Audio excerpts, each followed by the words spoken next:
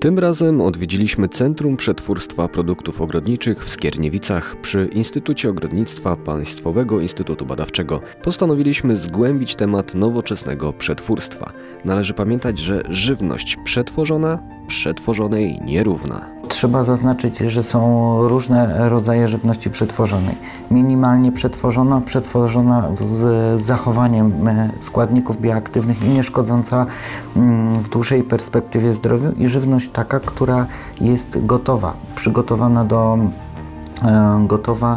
czyli produkty typu fast foody, typu gotowe obiady, gotowe zupy. To też jest żywność przetworzona. My mówimy o żywności przetworzonej w minimalnym stopniu albo z zachowaniem jak najwyższej ilości składników bioaktywnych, wręcz o żywności funkcjonalnej, bo taką też możemy nazwać żywność, którą tu produkujemy. Od zawsze było wiadomo, że Słońce jak operuje, to wytwarza energię cieplną i na podstawie tej energii możemy suszyć różne produkty. I tak się dzieje przecież w większości krajów, które tego słońca mają w dużej ilości, żeby nie powiedzieć w nadmiarze.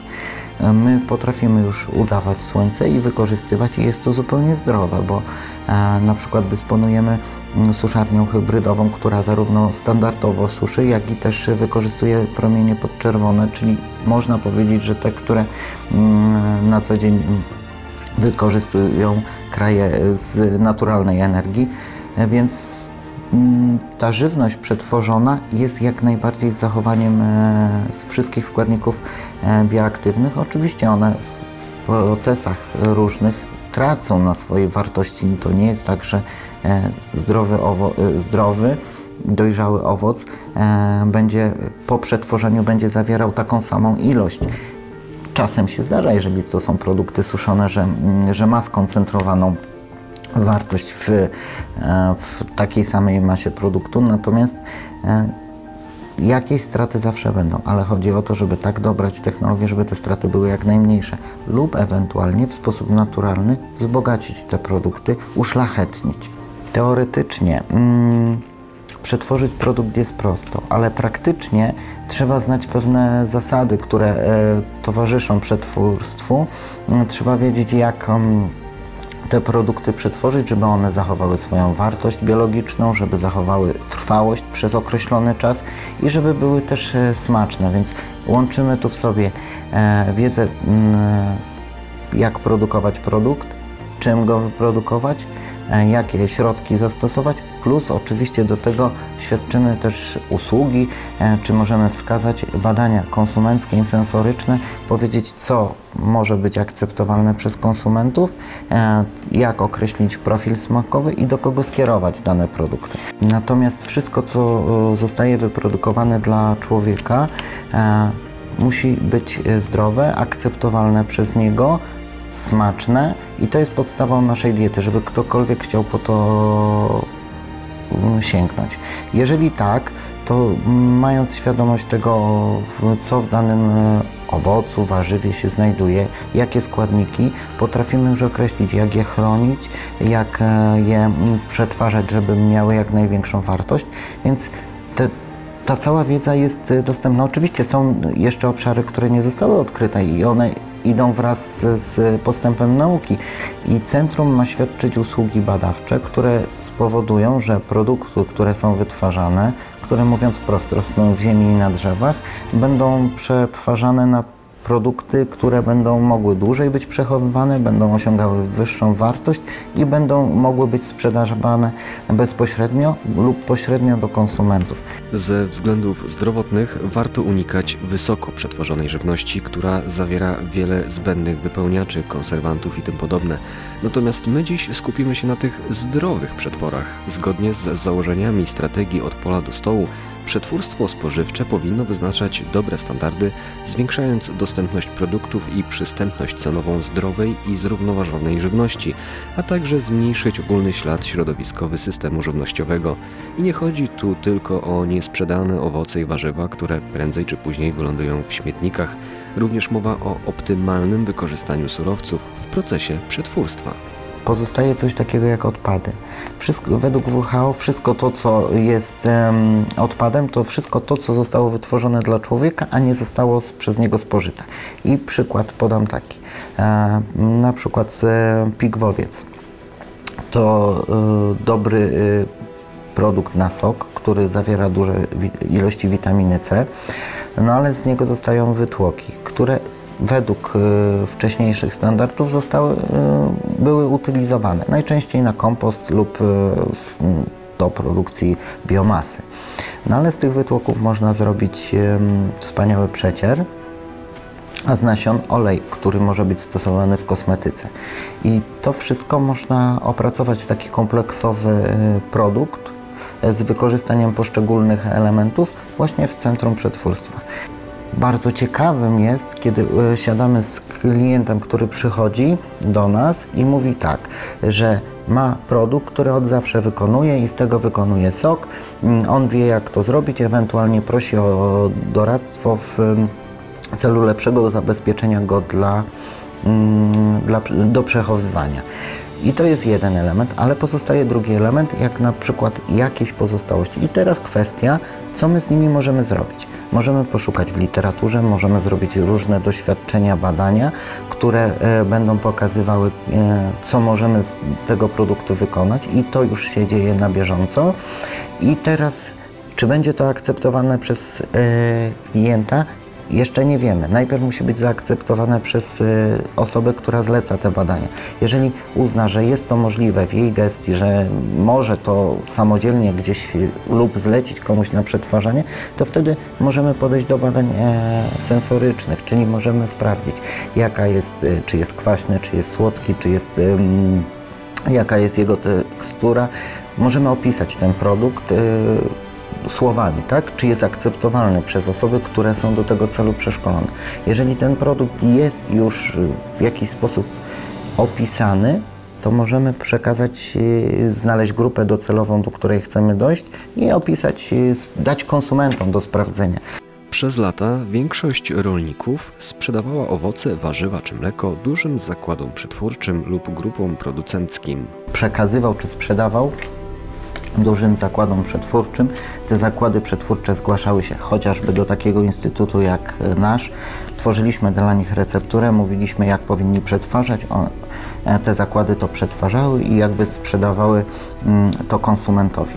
To jest jedna strona i to zawsze będzie i to jest naturalna kolej rynku.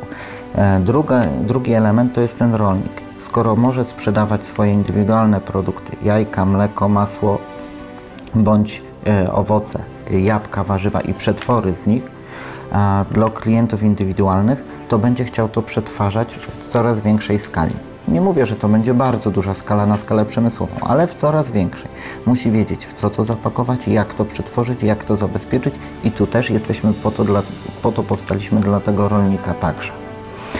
Żeby miał dostęp, żeby mógł przygotować sobie tą próbną partię u nas, żeby mógł zobaczyć, przejść, po to jest tak zbudowany zakład, żeby mógł uczestniczyć w tej produkcji lub widzieć, jak ona wygląda, żeby nauczył się, jak to przetwarzać i później przeszedł znalazł swoją drogę przetwarzania. Trzeba założyć, że produkcja owocowo-warzywna w pewnym momencie jest w nadmiarze. Jest jej dużo, nie wszystko zostaje z rynku ściągnięte przez firmy duże przetwórcze.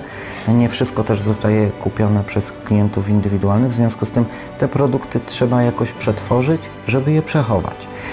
Przetworzone produkty, nawet minimalnie, na pewno mają większą wartość. No i ta wartość jest częścią dodaną do zysku poszczególnych plantatorów, rolników indywidualnych bądź w jakichś dużych gospodarstw ekologicznych. Znaczenie przetwórstwa rośnie. Nic dziwnego, w końcu niektórymi świeżymi owocami w sezonie możemy cieszyć się stosunkowo krótko. Do tego dochodzi odpowiednio, a co za tym idzie drogie przechowywanie. Przetwarzanie jest zatem ekonomiczną alternatywą dla przechowywania, szczególnie owoców miękkich jak porzeczki, wiśnie, czereśnie i tym podobne.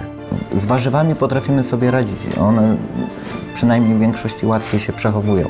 No ale na przykład takie wiśnie czy porzeczki, które są w odpowiednim sezonie i jest ich wtedy, kiedy one są na krzakach, na drzewach, odpowiednio mniej kosztują, przechowywanie ich kosztuje i też trzeba spełniać określone warunki. Łatwiej je przetworzyć na produkty, które będą dostępne w późniejszym okresie. Łatwiej je przechować, są mniejsze koszty przechowywania. No i takie wiśnie od zawsze były robione w różnych wariantach. Dżemy, soki, wiśnie w syropie, musy, ale przecież wiśnie też można suszyć. Suszona wiśnia, odpowiednio zadbana po okresie zbiorczym, potrafi dostarczyć naprawdę dużej przyjemności z jedzenia, bo zachowuje swój aromat, smak, może być wzbogacona innymi funkcjonalnymi składnikami, które podniosą jej wartości prozdrowotne i tak samo porzeczka. Może być przetworzona na musy, dżemy, z dodatkowymi różnymi owocami, warzywami, ale może być też suszona. Są różne techniki suszenia, może być to tradycyjnie, może być to właśnie z wykorzystaniem promieni podczerwonych, ale może być też suszona mikrofalowo. Czy mikrofale, kiedyś powszechnie uważało się, że mikrofale nie są właściwe do obróbki termicznej żywności. No, okazuje się, że we wszystkich badaniach, że mikrofale jak najbardziej to jest to, co może być przetwarzane, bo jak najmniej składników odżywczych się traci, wykorzystując mikrofale. Więc to też potrafimy już zrobić. Więc te produkty, no i wyprodukowanie takiej partii produktu jest dużo tańsze niż przechowywanie. Swoje przetwory rolnik może sprzedawać w ramach rolniczego handlu detalicznego, który ma być rozwijany. Ponadto w planach jest rozwój przetwórstwa lokalnego. Zarówno mikro, małe i średnie przedsiębiorstwa oraz rolnicy będą mogli liczyć na dofinansowanie unijne. To pozwoli skrócić łańcuch dostaw, wzmocnić pozycję rolników w łańcuchu dostaw, wpłynie na większą rentowność produkcji rolnej, w tym również ekologicznej. Też jest zamysł powstawania lokalnych małych przetwórni, które będą się specjalizowały w konkretnych produktach. I dlatego jest m.in. nawiążę tu do naszego centrum, to Centrum Badawczo-Rozwojowe, które pomoże zarówno indywidualnym rolnikom, jak i grupom producenckim rozwinąć te lokalne przetwórnie, które dadzą szansę na przetwarzanie produktów, których w normalnych warunkach byłoby ciężko. W końcu pomysłów na przetwory jest cała masa. Sięgając do naszych tradycji, rodzinnych korzeni, babcinych przepiśników czy czerpiąc z kreatywności kół gospodyń wiejskich, jesteśmy w stanie odnaleźć prawdziwe kulinarne perełki. Jest wiele pomysłów, wiele tradycyjnych produktów, które są akceptowalne przez klientów. Mają swoich ulubionych dostawców, przychodzą, kupują produkty tradycyjnie przetworzone. I pojawia się drobny problem, który czasem jest łatwy do rozwiązania, czasem jak zabezpieczyć te produkty, w co je zapakować, żeby one mogły zachować swoją świeżość, bo przecież nie wszystko zjemy od razu. Jak przetworzyć na większą skalę, bo co innego dodaje się do kilograma, a co innego dodaje się do 100 kg i gdzie to zrobić ewentualnie i czym to zrobić. I właśnie to jest taka szansa, czyli rolniczy handel detaliczny na rozwój i lokalne przetwórstwo, które gdzieś ma w tej chwili wsparcie i jakby pomysł na to jest. I myślę, że to jest takie skracanie tego łańcucha dostaw, ograniczanie strat w rolnictwie i właśnie poprzez takie działanie powoduje, że jest duża szansa na rozwój tego rolnictwa i myślę, że to wiele osób z tego korzysta. Nowoczesne przetwórstwo będzie wymagać innowacyjnego podejścia w zakresie nowych produktów, procesów i technologii.